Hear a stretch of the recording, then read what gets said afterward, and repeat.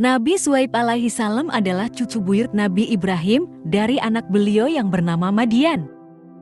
Nabi Syuaib alaihi salam diutus kepada kaumnya, yaitu kaum Madian.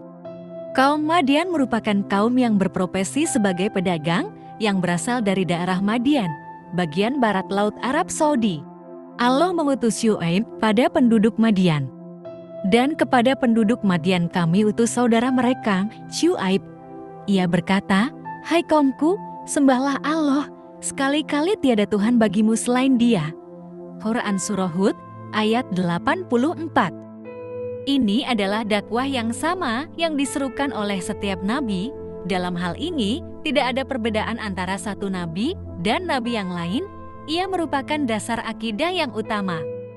Nabi Syuaib menyampaikan dakwah tauhid kepada kaumnya untuk menyembah Allah.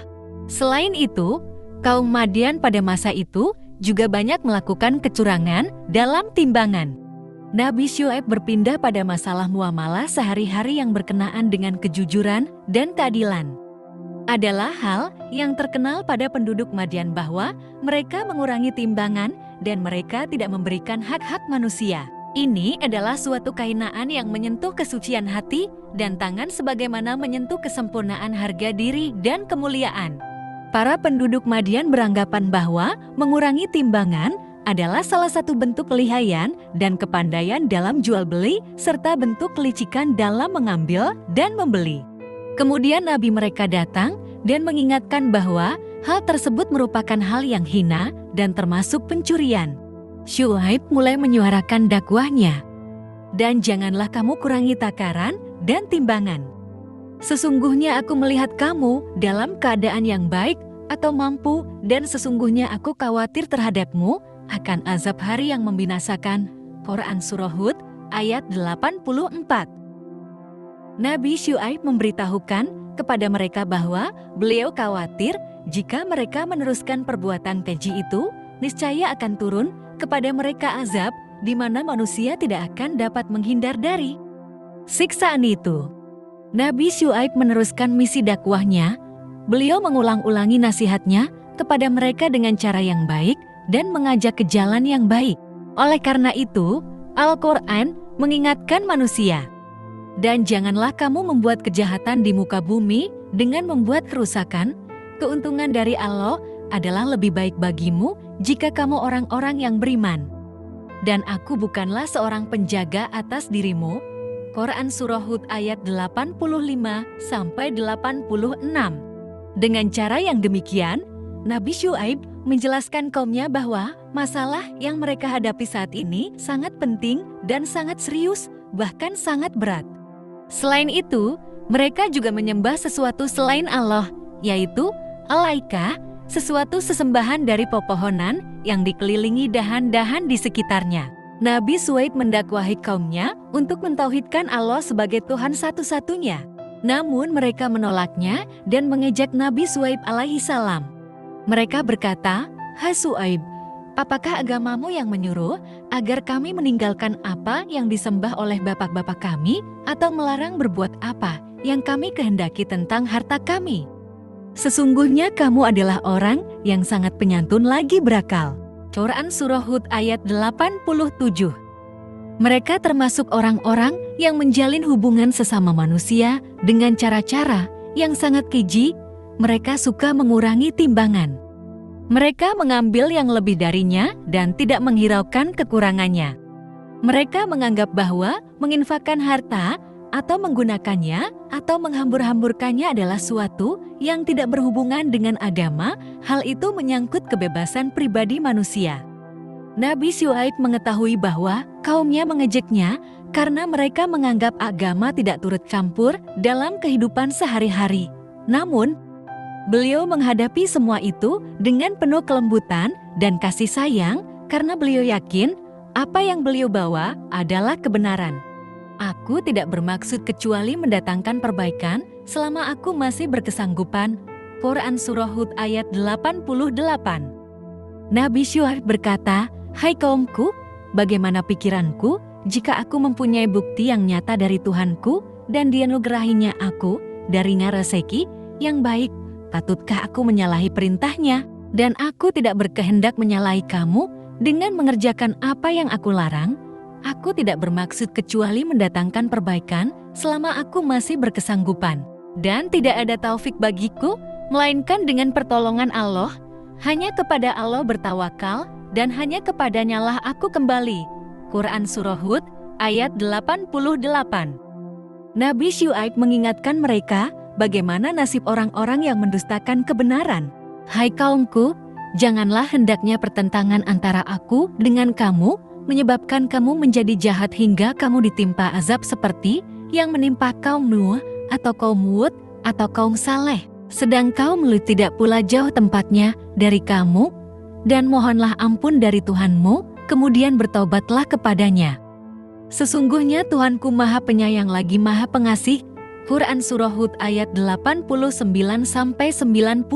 Namun kaum Nabi Syuaib menentangnya. Mereka berkata, "Hai Syuaib, kami tidak banyak mengerti tentang apa yang kamu katakan itu. Dan sesungguhnya kami benar-benar melihat kamu seorang yang lemah di antara kami." Quran Surah Hud ayat 91. Nabi Syuaib di mana beliau dianggap sebagai orang yang lemah, dan mereka berkata, "Kalau tidaklah, karena keluargamu tentulah kami akan merajammu. Sedang kamu pun bukanlah seorang yang berwibawa di sisi kami." Quran Surah Hud. Mereka menampakkan kebencian terhadap Nabi Syuaib dan menolak agama yang disampaikan beliau. Dari mereka hanya mengejek sampai kepada penyerangan kepada nabinya. Namun Nabi Syuaib tetap sabar dan santun dalam mendakwahi kaumnya. Syuaib menjawab, "Hai kaumku, apakah keluargaku lebih terhormat menurut pandanganmu daripada Allah?" Quran Surah Hud. Tampak bahwa kaum Nabi Syuaib mulai kesal dan semakin kesal dengannya. Lalu berkumpullah para pembesar kaumnya. Pemuka-pemuka dari kaum Syuaib yang menyombongkan diri berkata, "Sesungguhnya kami akan mengusir kamu hai Syuaib dan dengan orang-orang yang beriman bersamamu dari kota kami, kecuali kamu kembali kepada agama kami." Quran Surah Al-A'raf ayat 88. Mereka mengancamnya untuk membunuh dan mengusir dari desa mereka.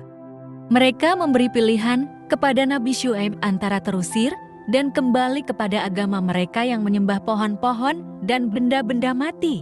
Nabi Syuaib memberitahu kepada mereka bahwa masalah kembalinya ia ke agama mereka adalah masalah yang tidak berhubungan dengan masalah-masalah yang disebutkan dalam perjanjian. Demikianlah pertentangan antara Nabi Syuaib dan kaumnya semakin berlanjut.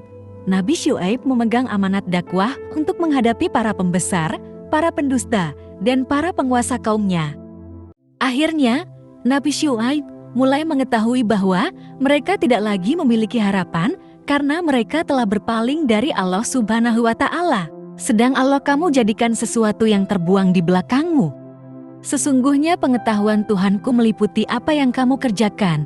Dan dia berkata, "Hai kaumku, berbuatlah menurut kemampuanmu, sesungguhnya aku pun berbuat pula.